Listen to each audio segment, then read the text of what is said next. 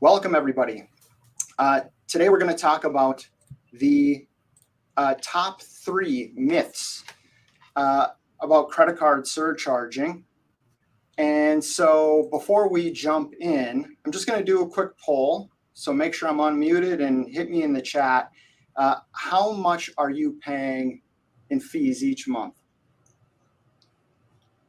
So just drop that in the chat.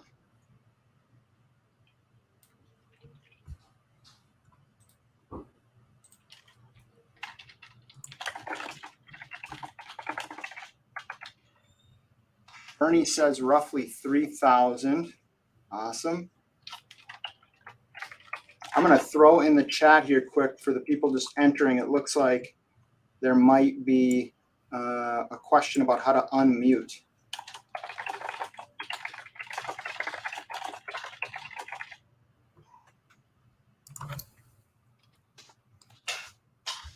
All right. So Bernie says roughly 3,000. Gerald says 2,600 to 2,800. Keep throwing those in there, and I'll come back to them. So who is this for? Who are we here to talk about today? We're here to talk about liquor store owners or wine shop owners or beer store owners who want to grow or potentially sell their business. And people who are paying at least, you need to be doing at least $2,000 in credit card fees a month. Phil says 27,000. That's, 26,000, 6,000, 6,500, 2,500. These are all pretty typical ranges. We have customers paying up to $50,000 in fees. So we'll get into why a little bit, but the program won't work for you if you're doing less than say 2,000, and your average transaction size needs to be less than $50. Again, I'll talk more about why that is, but in the next 45 minutes, you're going to learn why the, what I call the choose your own processor model, basically your ability to pick which payment processor you want to use to process credit cards, why that doesn't work anymore. I'm going to show you how you can increase the value of your liquor store by at least 75 grand without adding any additional costs, how to fight inflation and generate sustainable ROI through something that we call dual pricing POS. The industry is calling dual pricing POS. And last but not least, how to get nearly all of your credit card fees back without, and the key word here is without losing customers. So my name is Rick Fueling. I'm the founder and CEO of Cloud Retailer, and I built my entire business to serve independent liquor store owners. Starting at the age of 14, you could have found me in my family's chain of stores, Westside Liquor, slave labor, free labor, dusting bottles and breaking down lots of cardboard. 10 years later, Microsoft had published a case study on code I had written for Westside Liquor for automation, etc. And that's when I started this business. Now, at this point, we work with over 1,000 retailers and many, many, many liquor stores in all 50 states.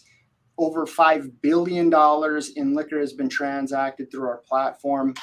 Many of the best liquor stores in the business use our stuff. On the slide, you can see John Helper, super good guy. If you don't know him, owner of Top 10 Liquor. So that was a couple of months ago. Before we get into the meat of things, here's a few other things that will help you to know if what we're going to talk about today is meaningful to you. Do you feel like you're struggling with rising costs and getting ahead, like one step forward, one step backwards? Hiring employees, or even getting people to show up for the interview. What is stopping you from being one of their top picks to show up for that interview? For most people, it's the cost. What you could used to be able to hire somebody for $12 an hour, now it's 15 or 18 because Wendy's down the street is offering that kind of a wage. We've talked about it a little bit already. Are you paying thousands in credit card fees? And do you feel like, and I feel like, you get basically nothing in return?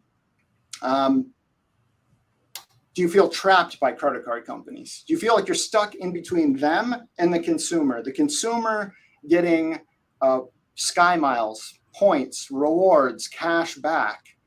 Do you dream of growing your business? You know, having that money to hire the employees you need, or buy that next case buy. You know, what's stopping you from buying that 10 case deal, or maybe making the next sales tax payment? You know, here in Minnesota in June, they charge you not just for June, but for July. You have to pay ahead. Business is hard. So the good news today is that a lot of these are symptoms of a problem that can be fixed in pretty short order, like 3 weeks. The real problem is that you're paying for what is really a privilege, your customer's privilege to use credit cards, and you don't have to anymore. The real problem is that you're paying for the credit card company's marketing.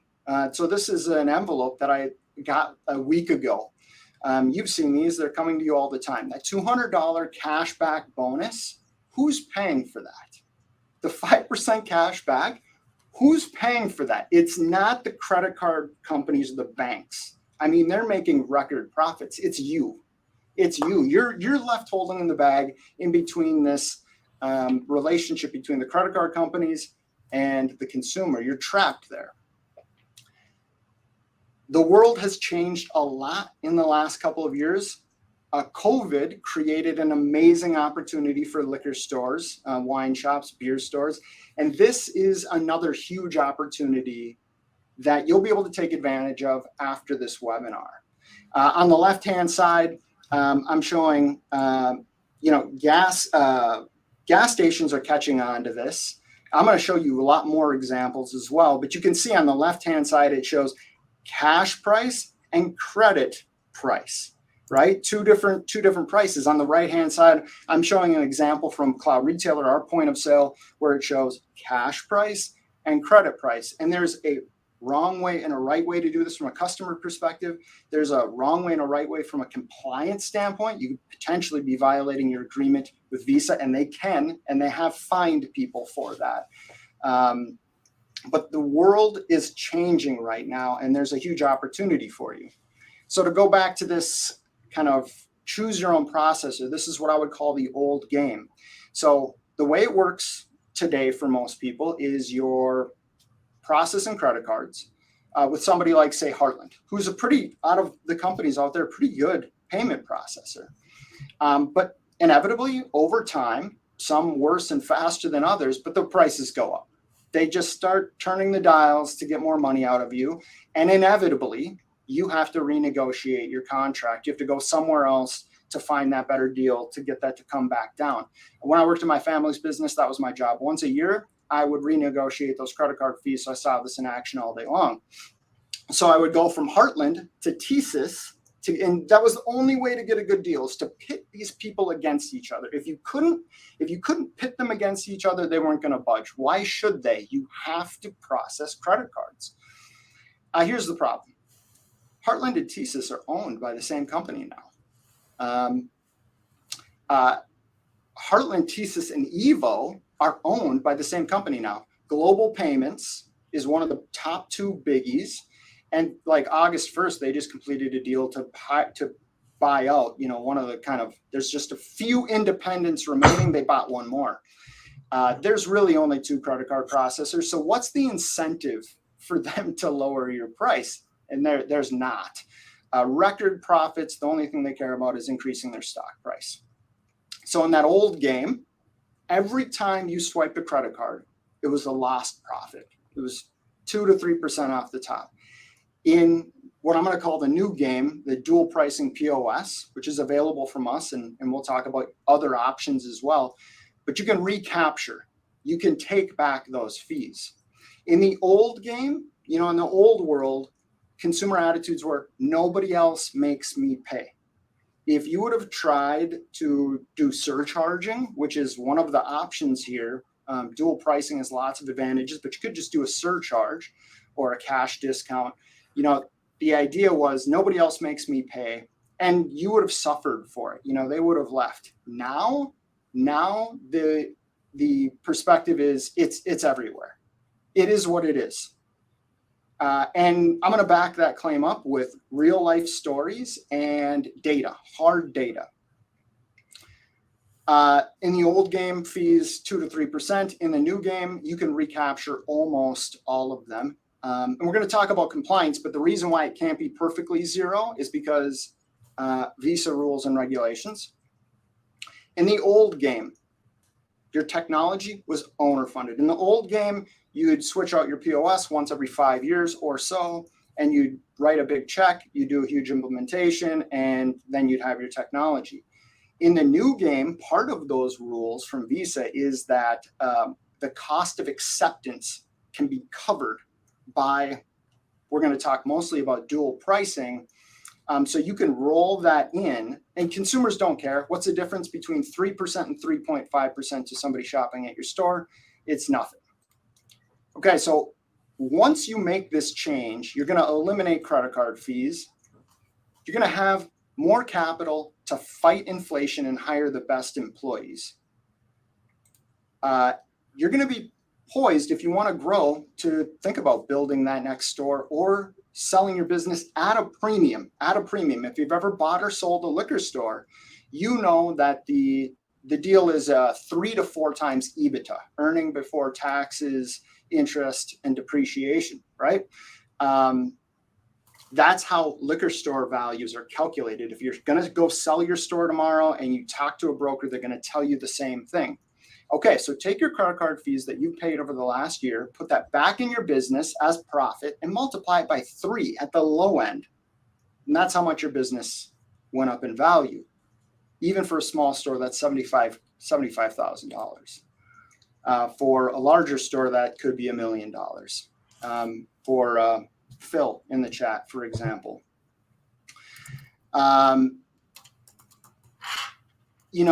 If I were a liquor store owner, and a lot of the owners that I talk to look at their store like an investment, and this aligns with that perfectly. Okay, so we're going to talk about the myths around surcharging, different types of surcharging in the liquor business specifically, because there's a different tolerance for it and a different method in different industries. But we're here today to talk about beer, wine, liquor stores specifically. That's all we do. Myth number 1, instead of going through this, why not just raise my prices 3%, right?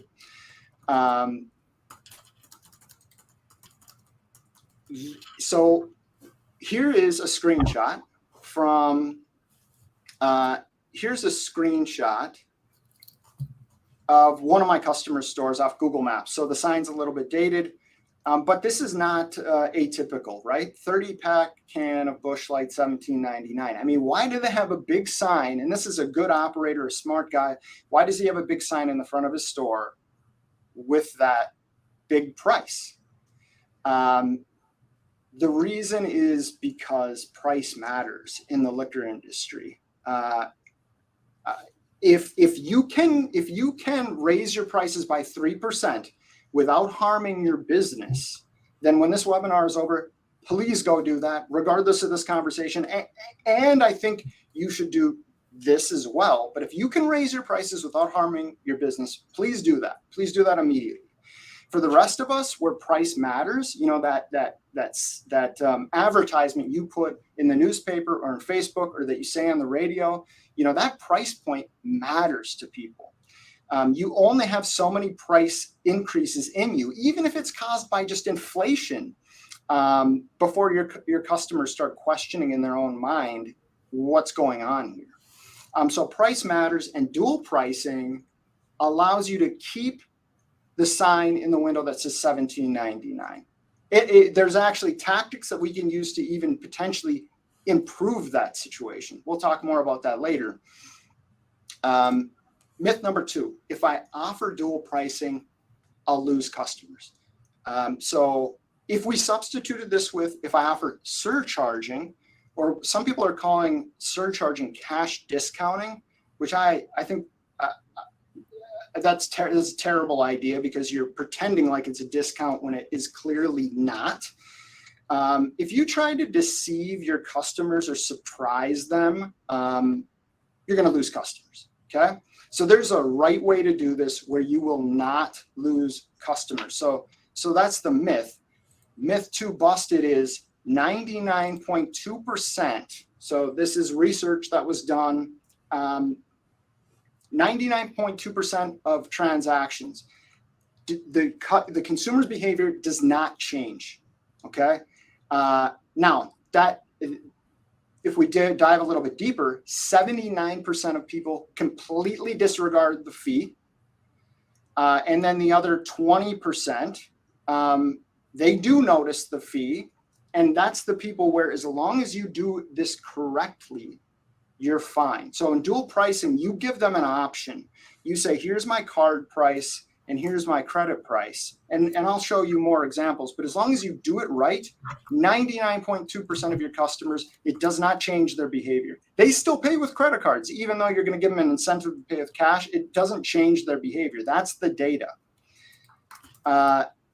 And by the way, everybody's doing it.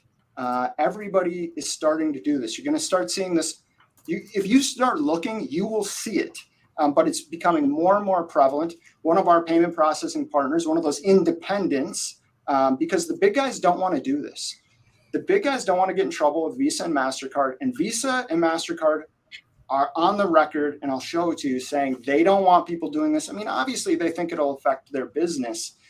But right now, their business is at your expense. So here's dinner last night at Gilberto's, literally last night. I knew that they did surcharging, so I went over there and got a receipt. Here's my credit card surcharge.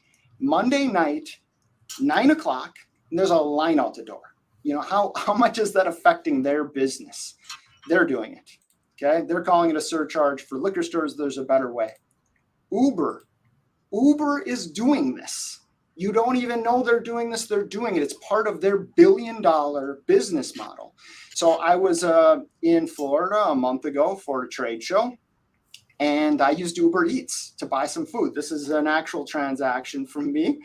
And I thought, man, this Thai food is expensive. I bet it's going to be the best ever. It was good. It was okay. And I'm like, you know what? I'm going to check their website, the actual store's website. And you can see every line item on here costs more through Uber. I showed this to a friend and they said, well, they got to charge for delivery. No. Uber charges for delivery. They have a service fee. They have delivery fees. So does the store. All of that stuff is in addition to this dual pricing that they're doing. Uber's doing it. They're killing with it. You know, why shouldn't you? Myth number 3, surcharging is illegal. It used to be. It used to be illegal. The Frank-Dodd Act changed that.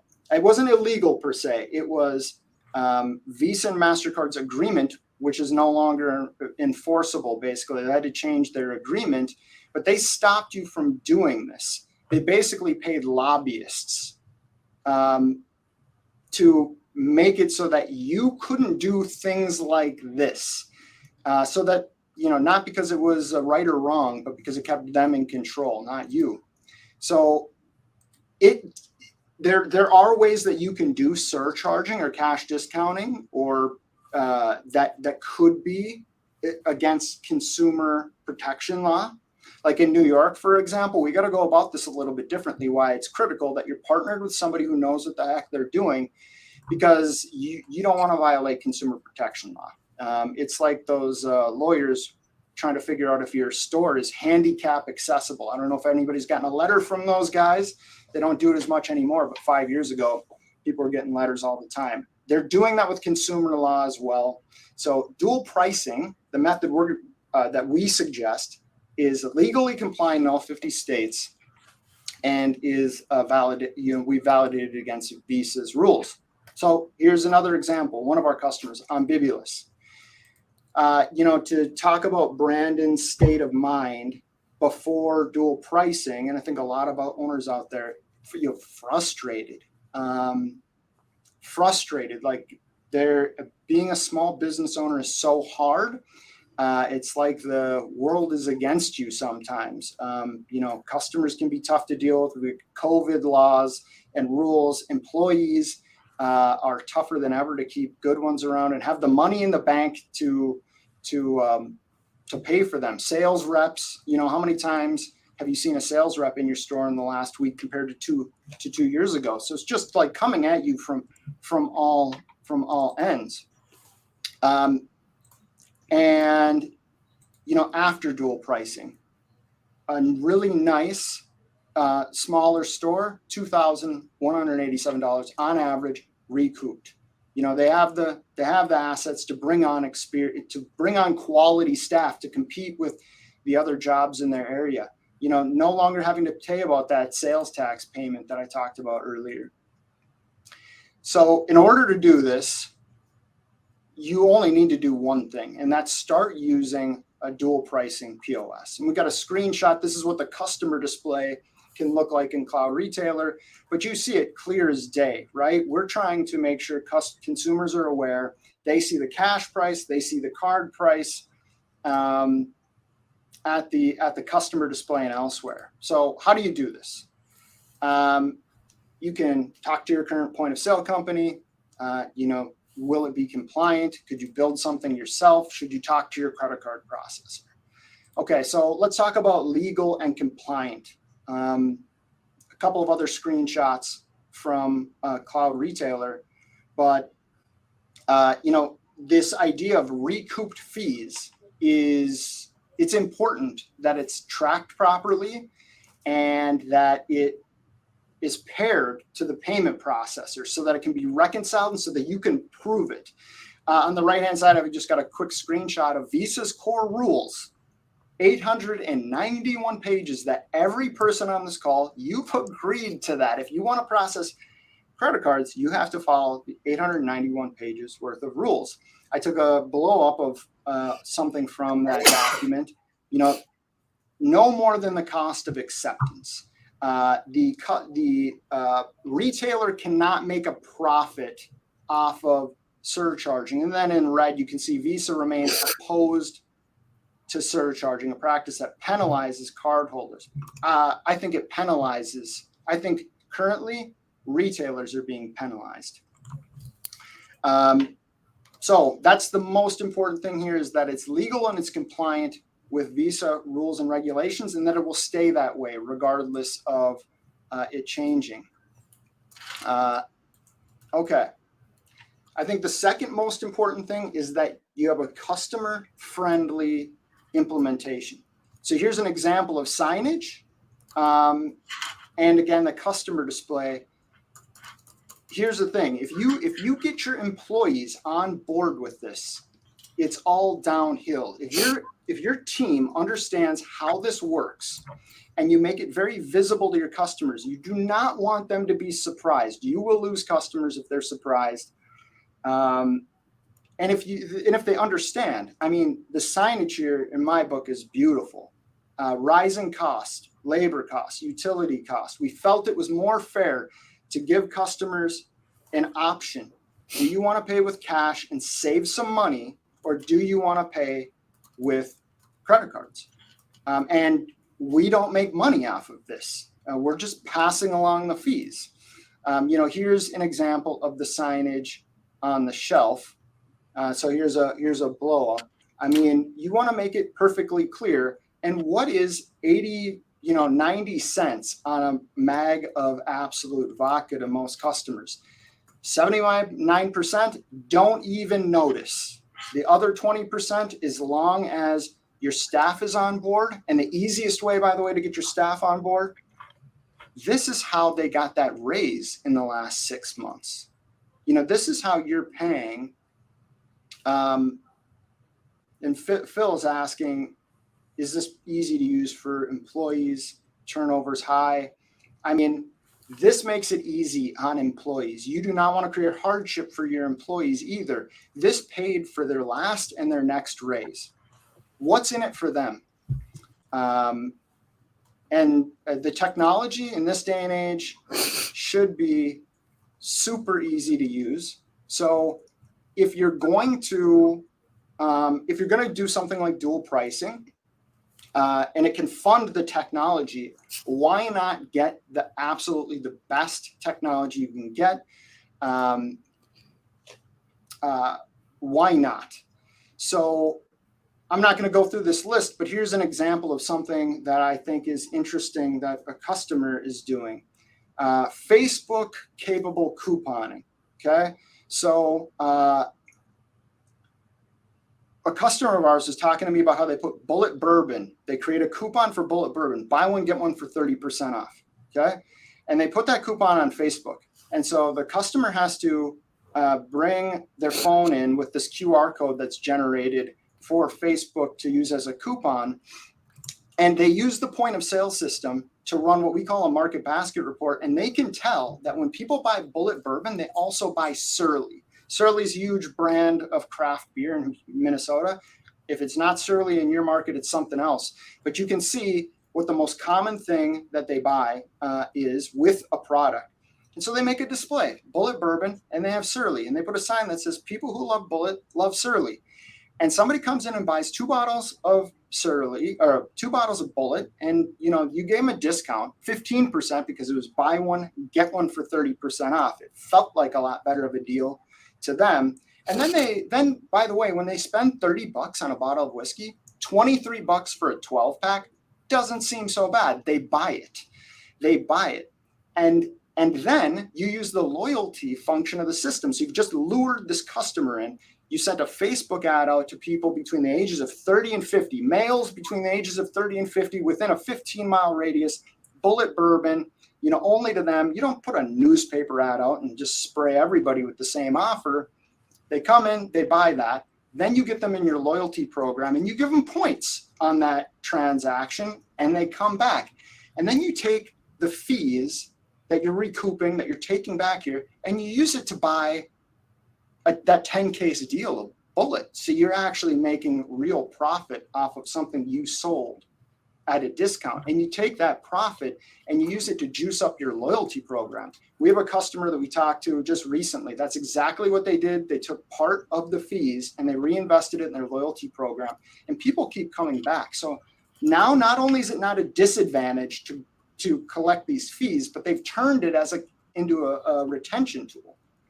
So it's pretty cool. I mean, I think about my career and I've done a lot of things for our customers. Well, as a company, our team has done a lot of amazing, interesting things. We've built some really cool technology. This is one where when we talk to customers, they thank us, they thank us for it. It's like their life feels different with $80 to $100 more in their pocket every day. It's something that we're pretty proud of being able to offer. So let's go back to what I promised. Why the choose your own processor model no longer works. There's only 2 payment processors. You don't have a choice anymore. How to increase the value by at least $75,000. You can easy and quick way to do that. You can take this money to fight inflation, to create customer loyalty, to create, that sign on Busch Light saying $17.99. You could potentially take this and turn it into $16.99 if you wanted to, and really be competitive and at the same time still make more money, and how to get your fees back without losing customers. So what I wanted to do here today was to give you a choice, to give you some kind of an option here, a tool in your tool belt for consideration. So you've got 2 options. You can do nothing, or you can start dual pricing. And if that's interesting to you, let's schedule a time to talk. So if you scan this QR code, you can actually book a meeting with our team, or go to that URL. We'll also send this out afterwards. So there is a catch, though. There is a catch, and I inkled at it in the beginning of this presentation. It's not for owners who have transactions greater than $50. And the reason is because if you are somebody who exceeds that. We have a customer who has an average transaction size of $116, chain of high-end wine shops, not Total Wine. We would not do business with Total Wine. Not a fan. But anyway, their average ticket size is $116. A lot of their customers come in and drop $1,000 on a case of wine. This is not for them. Okay. In their case, I would say just raise your prices. If somebody's dropping $1,000, this does not make sense to and for that type of consumer. The second type of person that this is not for is for an absentee owner. It really is critical that you get your team on board. And if you spend a little bit of time doing that, it is easy, because basically everybody in the room has given their employees a raise in the last 6 months. And so it's like, hey, we had to give everybody a raise, and I'm happy to have done that, but we got to pay for it. And so we've been trying to figure out a way to make that happen. And this is the way. Like, if we want to keep wages up and keep increasing that, and we want to keep a good team here, this is what we need to do. This is paying for it. If you frame it in terms of what's in it for them, they get on board quickly and they're an advocate for it. But if you're an absentee owner, it will not look that way. It will not feel that way to them. And that is probably a bad situation. And then the last thing is, if you're not willing to change your point of sale. Okay. So this is technology that is, I'd say, rare, and it's going like bonkers in the hospitality industry right now, but it's new to retail, and there's just not a lot of solutions out there that do it in retail and that are compliant with Visa and MasterCard's regulation and that do it the right way. So you're almost certainly going to have to change your point of sale. And if that's the case, then this doesn't make sense for you. Okay. So questions. I'm going to hit the chat here to look for questions. I'm just going to go bottom up. Phil says, do you come into the store to set it up? So I would say 20% of our customers do on-site install, and the other 80% we do remote installs. So that kind of keeps trending down. It used to be that almost all of our installs were on-site. The technology is getting easier and easier to plug in. So a lot of times we can work directly with the merchant, or they've got a nephew who's a good IT person and we work with them, but it is an option. Next question. How long does it take to implement a new POS system? That depends on your business and how motivated you are. We have gone live with customers who are very motivated to do this. I mean, the sooner you do it, the sooner you put money in your pocket. I mean, it's a huge, huge, huge benefit. As little as 3 weeks. But that changes from project to project. If somebody wants, we do data importing, for example. We work with all kinds of point of sale systems to bring in your products and your pricing, et cetera. If you want historical data, that's another option. That takes more time. There's more costs. Is this easy for employees to use? I've had employees quit. So next question is from Phil. I've had employees quit for asking them to do hard things. Yeah, I agree that this needs to be easy. So I would say on the top 10 list of compliments that we get when we deploy the system for new customers is that their training time for new employees went down to 5 minutes. Like, it's dirt simple to use from the employee's perspective. It's foolproof. Like, we've taken all the ways that somebody can go down the wrong path and we've made it self-correct. And you should expect that out of any POS system. If you can't train your employees in 15 minutes, something's wrong. So it's pretty easy. And then the educational part of this, as long as they know that this is good for them, it's easy sledding. Okay. Will I have to change? Glenda asks, will I have to change my shelf tags, all my shelf tags? The answer is not necessarily. I mean, so the answer is yes and no. So if you're in the state of New York and I believe California, then the shelf tags are legally required. They're legally required. So yes, you absolutely have to change your shelf tags before you go live with this. In all of the other states, technically, you don't have to. You would still be compliant with Visa's regulations and also state law. By the way, if you're thinking about surcharging, which I don't think is a good pitch for liquor stores, I think it's a bad pitch, but that is illegal in 5 or 6 states, Massachusetts, Colorado, and a few others. Dual pricing is fine. But I would say that you should change out your new shelf tags. And I know that that is a lot of work.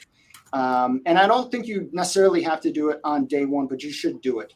You should start with the signage. You should even maybe consider putting the signage up a couple of days in advance so that you really are communicating to the customer that we're on the same team and nobody's trying to pull anything here. Business is hard and customers are on board with this. They really get it. And they see people like Uber doing it to them in the Mexican restaurant that they are going to go to after they get a bottle of tequila from your store. Okay. Is it recorded? Yep, this will be recorded. We'll send it out. You can rewatch it. Gerald asks, so we got a Cloud Retailer user in the room. I just purchased Cloud Retailer 12 to 18 months ago, and I have new hardware from Right. Do I have this built in, or do I need to purchase new hardware or software from Right? Gerald, we absolutely can implement this for you on your existing system. And the technology costs, we can get that covered. So if we're talking to a new customer, we need to see statements to see, and usually it's almost all, but we definitely can get your fees covered, and we can get a lot of the technology covered for a new customer. For an existing customer, we definitely can cover the technology costs for implementing dual pricing. Okay, I think that rounds out the questions, and that's about our time for today. I want to thank you so much for joining me. I am really thrilled to be able to offer this to our customers. I hope we have the opportunity to talk more about this, and ultimately, my goal is to help small business owners, specifically liquor stores, near and dear to my heart. It's the industry I grew up in. So hopefully talk soon. Thank you so much for coming.